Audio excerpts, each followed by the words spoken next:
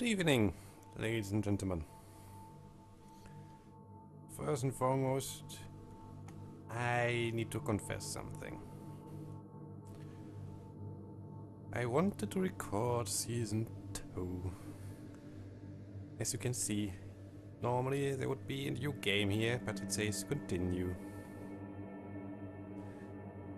I was excited, yes, and I didn't check the profile which I recorded the last door season 1, and it was still on the last door season 1, not season 2. So I had audio and a black screen, but no gameplay. Am I? Yes.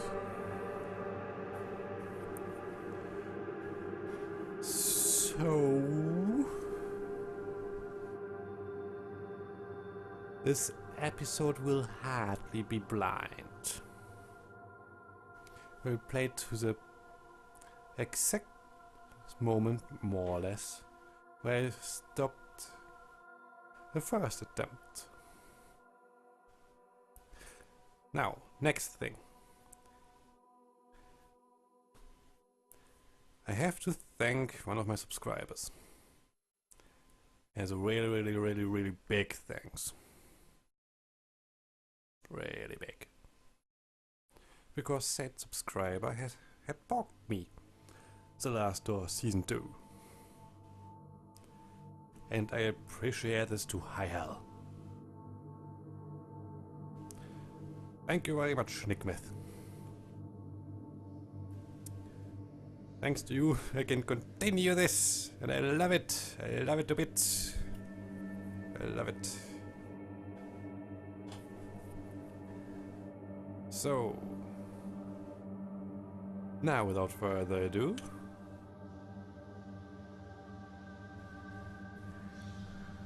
let's jump into episode 1, the playwright. Dr. Wakefield visits the East Hill Asylum to investigate the past of Alexander Dupree, a man who might be connected to Wakefield patient's sudden and mysterious disappearance. New game! Yes, please. I want to start over.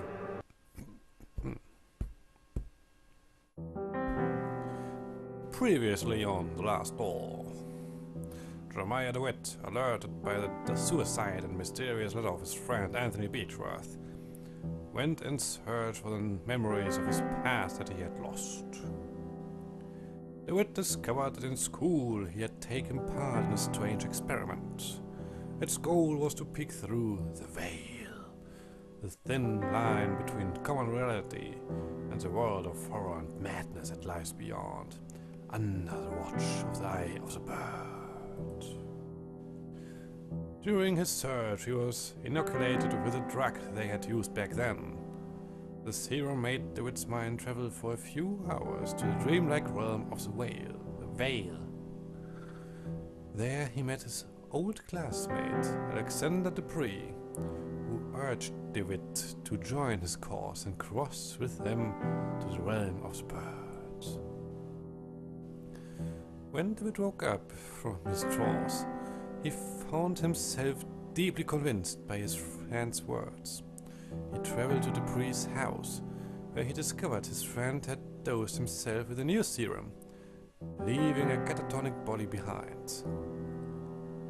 This new drug was capable of transporting the mind permanently to the Veil and beyond.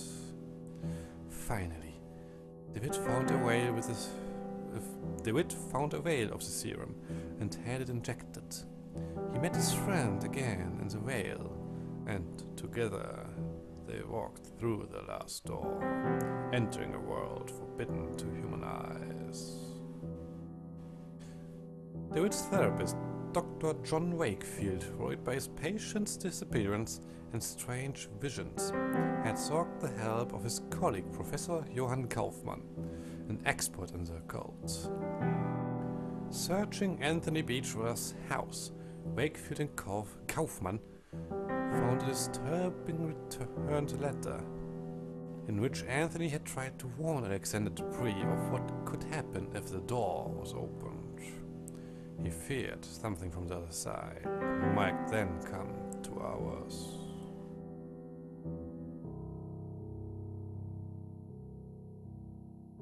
They are coming.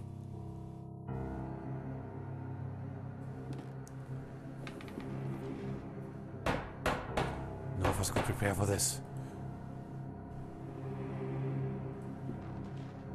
The visions screaming, immediate warning, immediate warning. And now it is too late.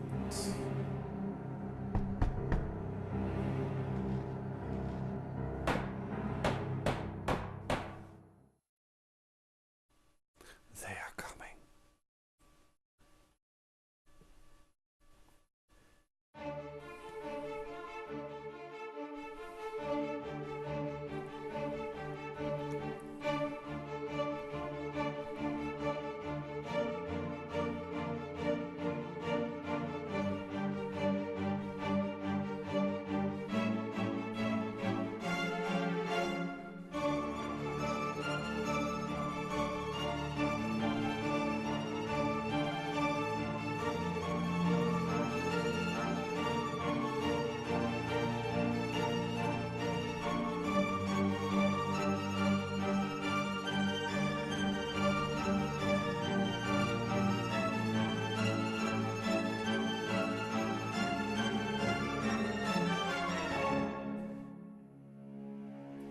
The last door. Yeah.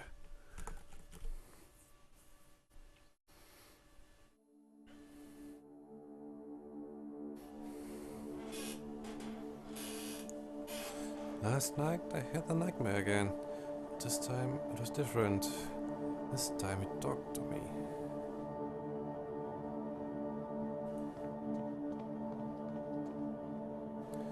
It was the same unknown street, void of any sound and life. I walked aimlessly, as if I were lost.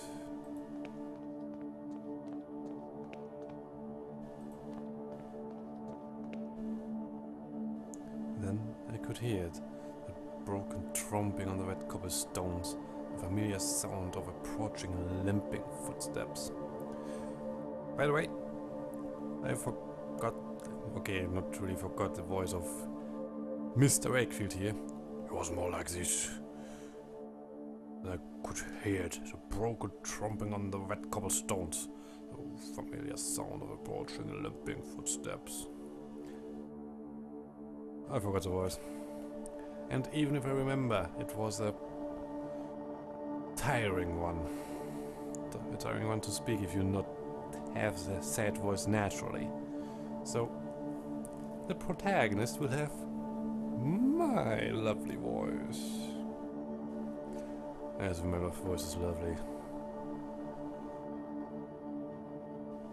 So, that's that.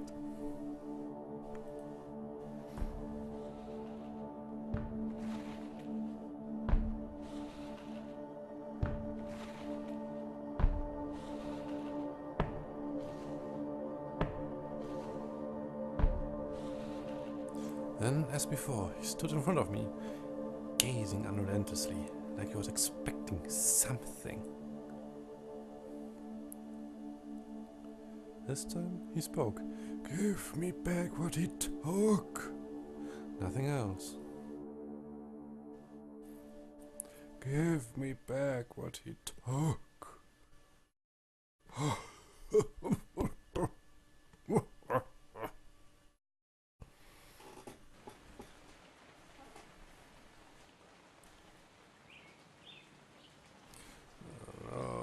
Everyone is asleep again.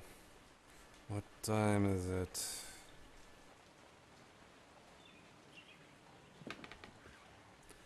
Dawn already. It's time.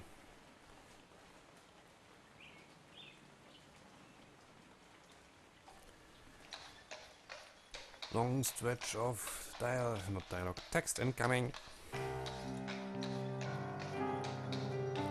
It was several months since Kaufman and I had found the mysterious letter on Anthony Beecher's house. A letter never sent, with a cryptic warning of what would happen if a certain doors were opened. It bore only the name of the addressee, Alexander Dupree. We felt sure Dupree was key to finding my patient and friend, Jeremiah DeWitt, who had disappeared in such strange circumstances. Troubled by the death of his friend Anthony, DeWitt had visited the school of his childhood and had never been seen again. Kaufman soon conveyed to me his deep concerns and warned that I should conduct any investigations with the utmost discretion. He pursued his own research, though his thoughts and methods remained a secret. In his last letter, he requested that I visit East Hill Lunatic Asylum in London. There were reasons to believe that Alexander had been institutionalized there for many years. I was asked to confirm this hypothesis, and, if it proved correct, to gather whatever other information might arise.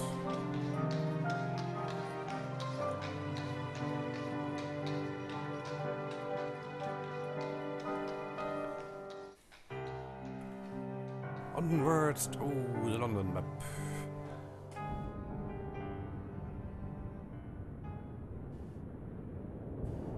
East Hill, London. Season 2, Episode 1. The Playwright.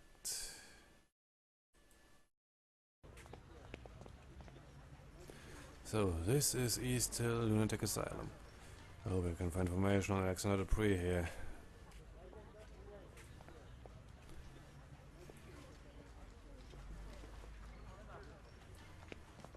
Okay, boy, come here.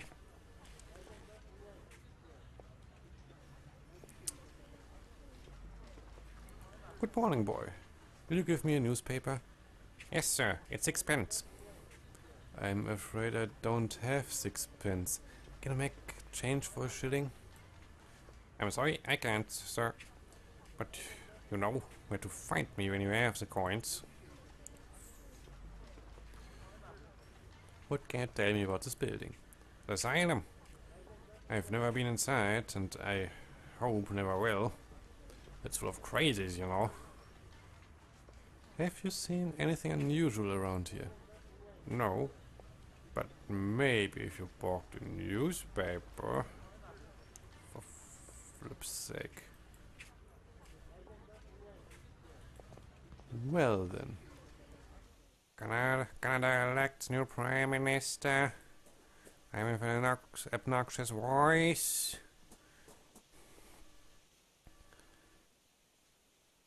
So many voices were in this episode.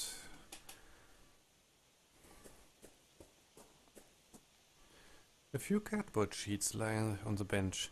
Each shows a perfectly symmetric design in black ink. Good morning. Ah, yes, a lovely morning.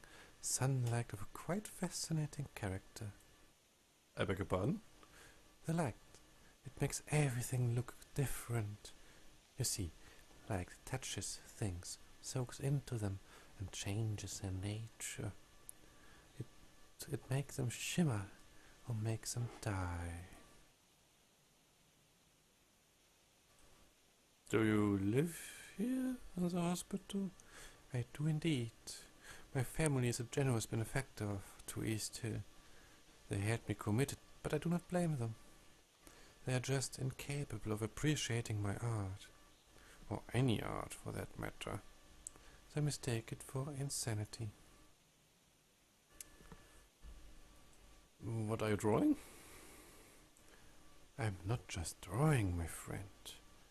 I'm trying to feel the light, to translate its power to the surface of the paper.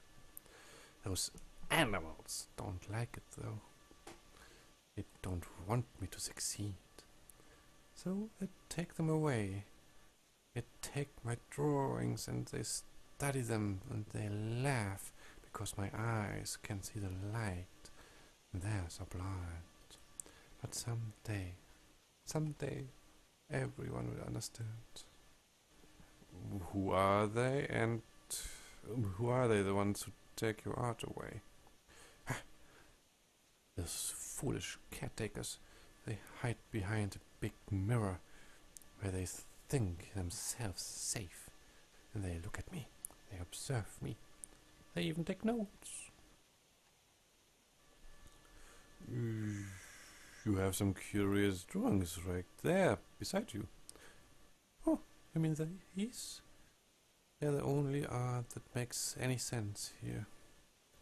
The doctors use them to cajole some patients into revealing secret inner truths. I won't return them to the doctors until they've returned the art they've stolen from me. My name is Dr. Wakefield. I'm looking for a man who lived here some time ago. Would you happen to know one Alexander Dupree? The name does not ring a bell. I've not been here for long, though. You should ask the other patients. They may be able to help you. Some have been here for many years. Or you could ask one of the others, the brutes who keep us here. Would you happen to know where your drawings are now? I suspect they are somewhere in the archive, since I have seen confiscated items taken there before. You seem different from the rest. Can I trust you? I've been trying to sneak in for days now, but Miss Riswold keeps a tight guard on the door. I even stole a key from one of those guards. You are a doctor. Surely you could gain entry. If you could recover my drawings, I would be so grateful. Here, take the key with you. I must go. Have a nice day. An old key. Apparently it has been flitched from one of the caretakers of East Hill. Flitched.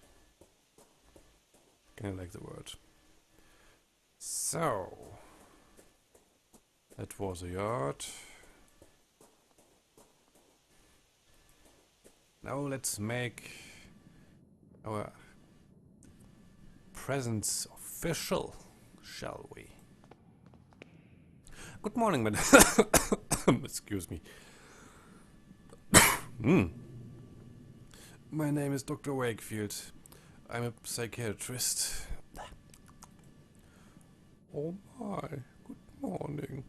Forgive my manners. I got so excited when we have visitors. We don't get many these days, and certainly we are lacking experts like you. What do you mean, you lack experts? Every year we get less funding from the Crown. First the doctors started to leave, then it was the caretakers. Now very few remain. But we have a responsibility to our poor patients, do we not? We must care for them. They cannot be out living with the proper people. We must keep ourselves and our patients, again, we must keep ourselves safe, and our patients too, of course. I'm looking for a man who used to be a patient here a few years ago. His name is Alexander Dupree. Did you perchance ever met him? Alexander Dupree. Yes, there was one of the foreign name. I remember something of him. A good man, if I recall correctly. An educated man. But there was something strange about him, wasn't there? I believe it scared some of the other patients. You never know with this lot. I'm sorry that I can't remember much. There have been so many people here. It is hard to keep track. Have you worked here for long? Yes, a long time. Can scarcely remember how many years. Time goes slowly in here, and the isolation. The rules don't allow us to leave. Don't know what is happening in the world anymore. But we have our duty, do we not? Who else will care for our patients? May I request access to the Institute's archives? There should be some information there about the man I'm looking for, Mr. Dupree. I'm sorry, Doctor, but the archives are private. We must not allow anyone to access them without the proper authority. Many of our patients come from good families, you see, and we take great care to respect their privacy. But do not look so crestfallen. You would not find much in any case. It's a long time since they have been organized. The rose window brings a solemn air to the room.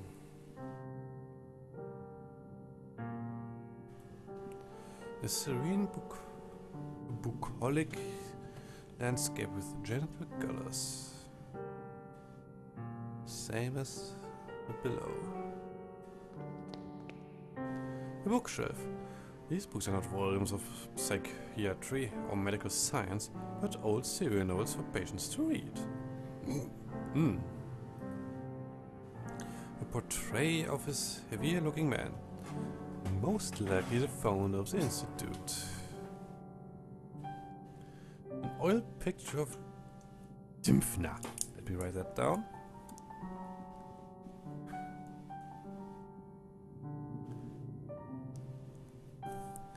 Patron saint of the psychiatrists, but also of those who suffer neurological disorders and victims of incest. She was killed by her own father, who chopped off her head after she refused to marry him when her mother died. I read that once and it's still slightly horrifying a second time. I say slightly, it still sends shivers on my spine. Mainly because books. What is it with incest? This isn't even really backwater. And do I say the backwaters of the backwater?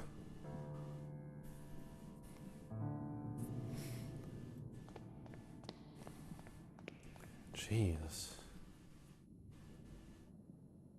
This must be the recreational wing, where patients relax and pass the time. Perhaps here I can find someone who met Dupree while he was institutionalized. A sunny beach lapped by the waves of a gentle sea. The stone bust keeps the patient's silent company.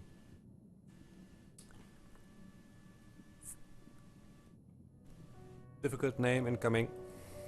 A marble bust of Hygeia? Or I wrote that down. Greek goddess of physical and mental health.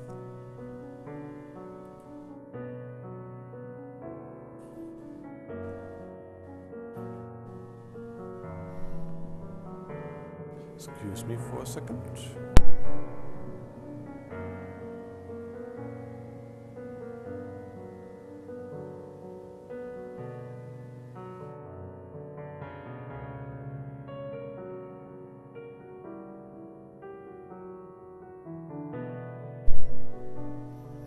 I thought I heard a door. Apparently not. A cheerful pastoral scene. The warm decoration of this room suggests a great deal of sensitivity to the patient's moral needs. Now I heard a door. Excuse me.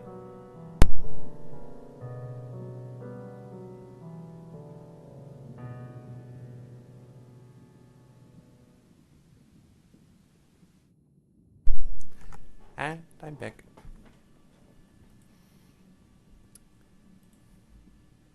A man wearing a worn-out military uniform, lost in God knows what thoughts.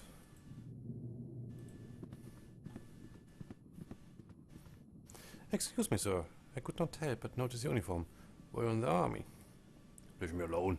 You do not want to talk to a coward such as myself. Sir? Leave me alone. I'm just a coward. Never mind. A variety of old-fashioned landscapes that portray nature as tame and welcoming. It is odd that only this window is shuttered. Curtain casts a mottled shadow over this corner of the room.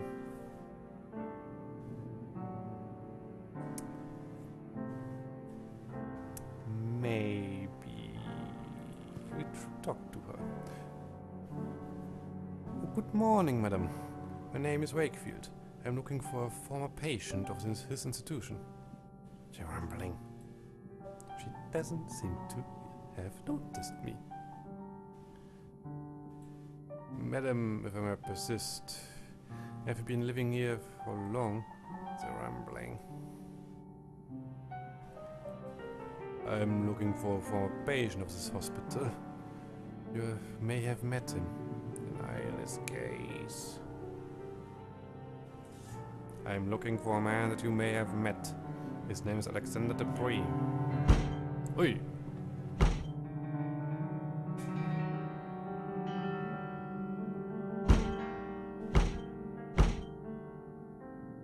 What a strong reaction upon hearing Mr. Dupree's name. She must have at least met him. How can I get her to talk to me? Good morning, I'm a psychiatrist, Dr. Wakefield. Quite an impressive institution you have here. Can I ask for your assistance? I'm looking for a former patient of this institution. His name is Dupree. I'm sorry, sir. I've never heard of that name before. Maybe one of your senior colleagues could know something about this former patient. Well, you could ask Miss Riswell in the entrance hall. She has been here for years. Maybe for too long.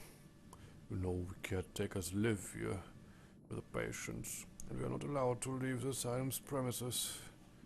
This life can get to you if you don't take proper care. I try to keep as much distance as possible from the lunatics. Ham! There are not many patients here. The asylum is quite big, but I can't help noticing there aren't many patients around. Well, apart from those in the isolation ward, it is true that there are not many patients at present.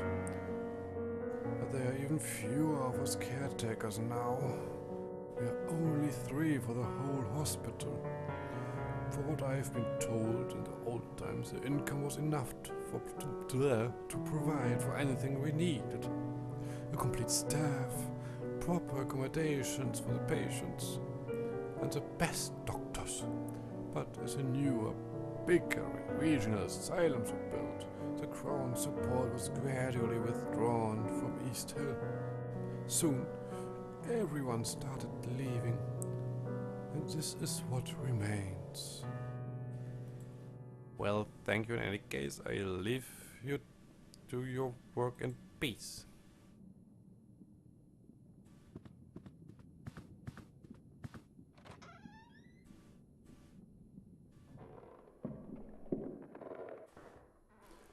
An unusually large mirror. Looks like a therapy log. Edward Rowan, 27. Acute dementia. September 25th, 1891. Mr. Rowan's condition has degenerated since the last session. He is restless, as if the morphine had no effect on him. For the last week he has been obsessive, troubled for reasons unknown. September 25th, 1891. The patient's dosage has been doubled to no effect. September 29th. Dr. Weddell has been attacked and bitten in the face. 4 men were needed to subdue the patient, Mr. Rowan. 3 markings were found on his body upon examination. Self-harm is a possible cause. October the 3rd. Mr. Rowan is getting better day by day, both physically and mentally. His habits have changed considerably. He now shows an interest in religion and spends his time murmuring prayers, albeit once unknown to my colleagues and me.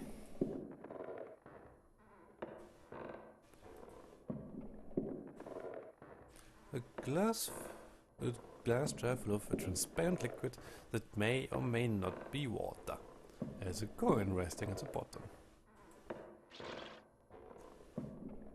Always take stuff. Half a shilling. That is 6 pence. Aha! There's a thin piece of metal holding the window open. Take it! Yes! Oh! Holy! Dark as the room is now, I can see through the false mirror. There's a man on the other side, heavily restrained, desperately trying to free himself. He has an expression of unbearable horror on his face. Jesus flipping.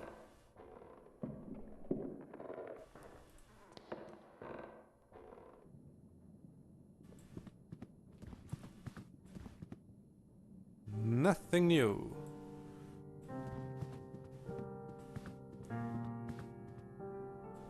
Leave me alone. I'm just a coward. Well,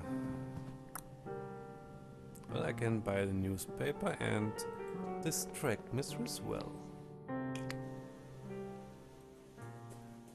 Which I greatly like.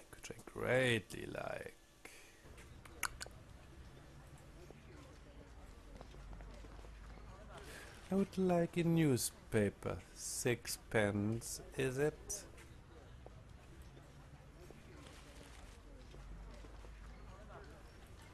About the asylum. Alright, you know there are always voices coming from the place at night. Crying, singing, and the inhabitants cursing like damned souls. That's the usual. This night was different. It was all silent. I tell ya, not a single noise in the whole street. I looked at the madhouse and saw the windows black. No lights. Everybody asleep in that place. Now, that's strange. And I heard it. It was a scream like no other I have ever heard. Not of a man or a woman, but of a devil from hell. This is very curious indeed. Thank you for telling me. Sure. Goodbye, boy. Goodbye, sir. With my obnoxious voice. Extra blood, extra blood. Yes, this boy is German. So what do we have here? Today's illustrated London news. The first headline is about a grim case. Scotland Yard keeps its silence about the ambassador of Turkey. Found dead last Saturday under mysterious circumstances. Our sources suspect he may have been murdered. Second, sea monster found in St. Eves. The remains of a serpent from the deep were found on the beach early yesterday morning. It is suspected they come from a seaside museum in Spain, destroyed a month ago by the sea waves during a terrifying storm. There's another drawing advertising an operetta called Love Brushstrokes. Have fun. I thank you kindly. How thoughtful you are.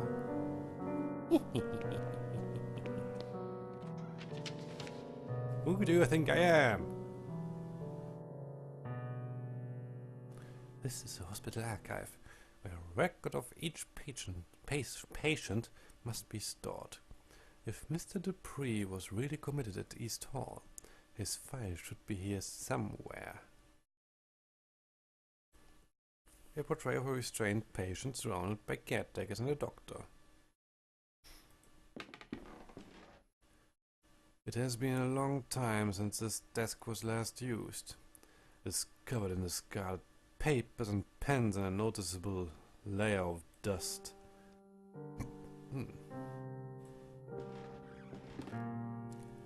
Drawers are all locked.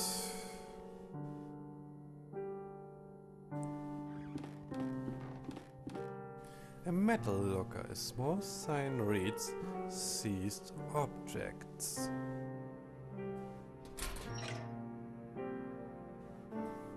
Some personal effects probably sent by the patient's families, but deemed unsafe by the caretakers. One of them is a stack of thick sheets of paper, carelessly bound together, bearing the drawings and paintings of a troubled mind. Take it! Take it. Watercolor paintings and drawings of different subjects. A tree, a vase of flowers, something that could be a portrait. But the colors are dispersed, shapes broken, decompose and mix in a world of bright flecks. Let's see, what the date of this cabinet is prior to 1870. I'm looking for more recent files. This cabinet contains many documents detailing the treatment of patients, ranging from 2 decades ago to last year. This file is right here. The pre-Alexander room 108A. All the files are missing. It is as if they had been torn out. Only a little piece of paper remains, with an address written on it. Paul Street 26.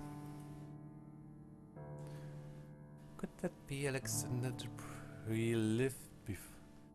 Could that be where Alexander Dupree lived before he was committed to this hospital? Wall Street. I should follow this new lead and see if it takes me somewhere useful. New destination unlocked. Aha.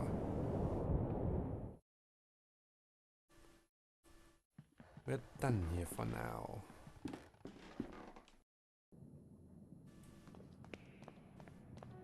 Let's return the drawings.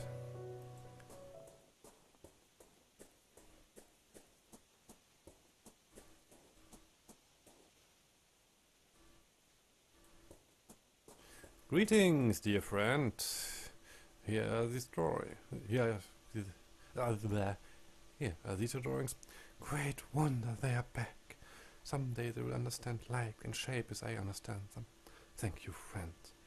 If you want, take these cardboard sheets. Thanks to you, I have no more need of them.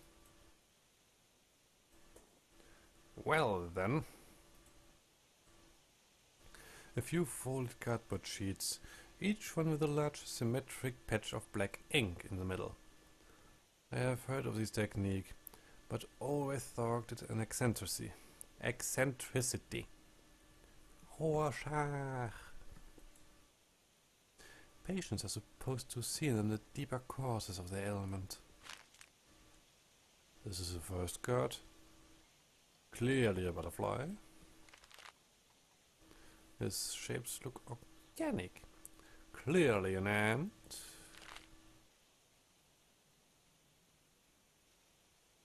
Almost like insects. Don't know what this could be. I would say this could be a face. You think, Mr. Wakefield? It has eyes and a nose and a mouth and all. Anything else here? Light. It floods the world with shades. He said he doesn't need them anymore. Can still look at them. Mr. Wakefield.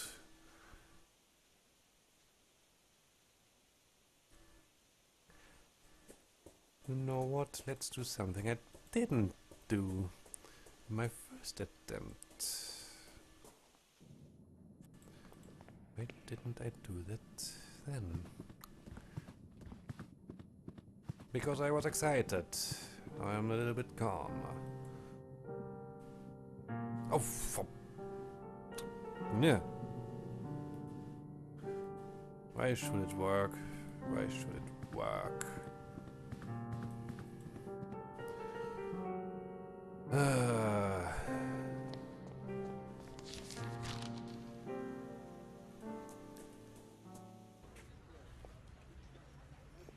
Well, nothing ventured, nothing gained.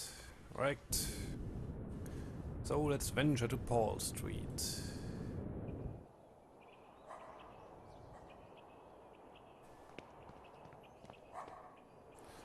This door is number 24. I'm looking for number 26.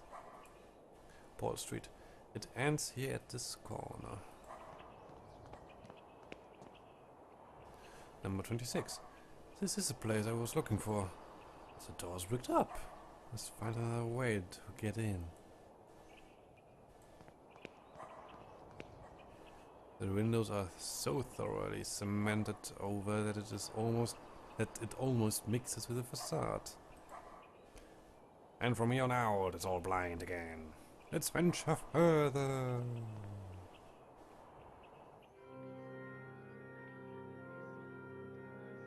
The ruins of an old chapel, apparently destroyed by fire. Wow. Think.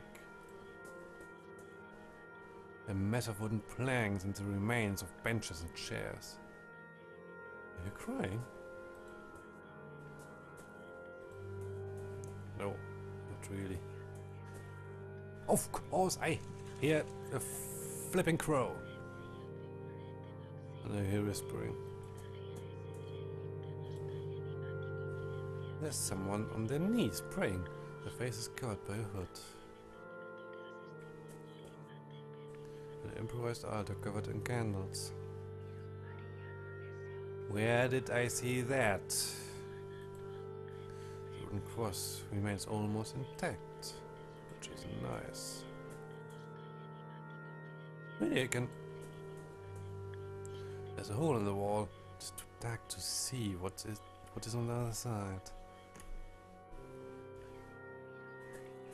Let's not take a candle from a hooded person who could be anything.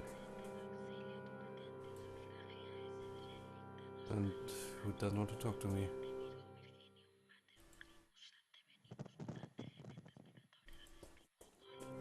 Seriously? You don't say that was rude? Looks like this hole leads to the building next door. Oh. Crows, of course. Hello?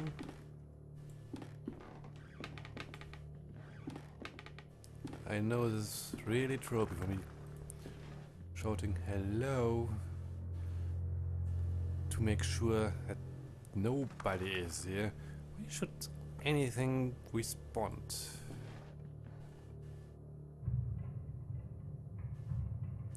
This must be the interior of the bricked up building I saw in the street. Mr. Dupree's former residence.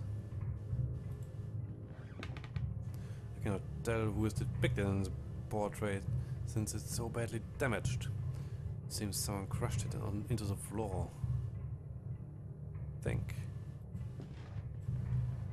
The door's bricked up. Yep, we are in.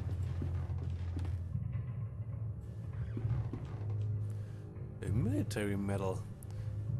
There's a relief of Her Majesty the Queen and several pieces of metal engraved with the names of battles unknown to me.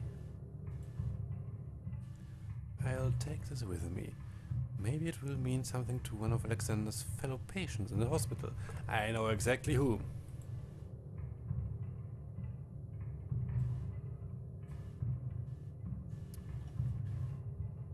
The worn military medal. The engraved text reads, "For distinguished conduct in the field." Plus there's a relief with the words, "Victoria Regina et Imperatrix." There's also a number of metal pieces with the names of battles. Laing's Neck, Schwinschokt, and Majuba Hill.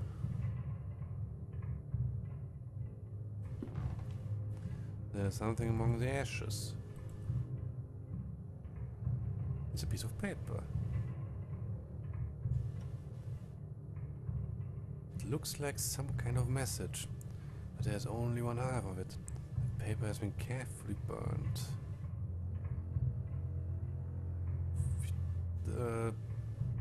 That is something I forgot.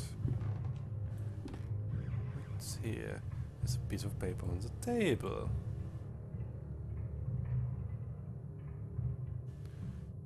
The paper shows some seemingly random letters. It seems as if half of it is missing.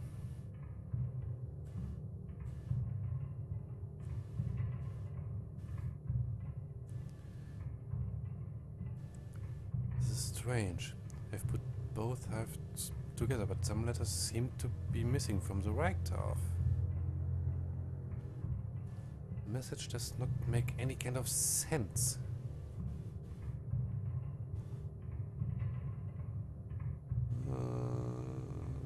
V.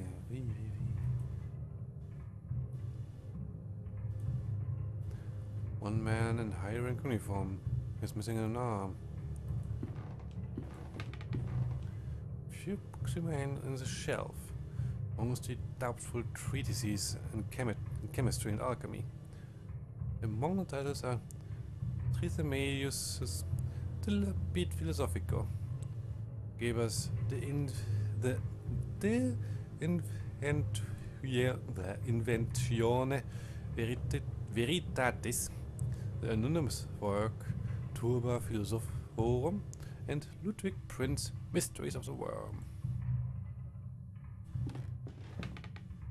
A large metal safe. Why should I be able to? Why should I be able to? Well then.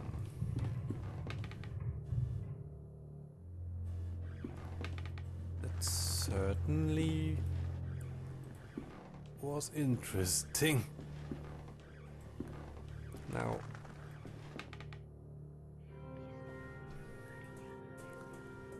let's go back to the asylum.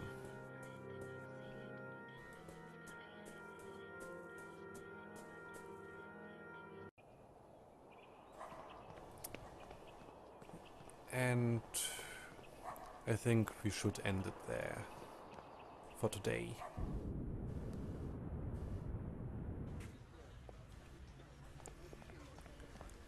So, I will bid you good night and sleep well.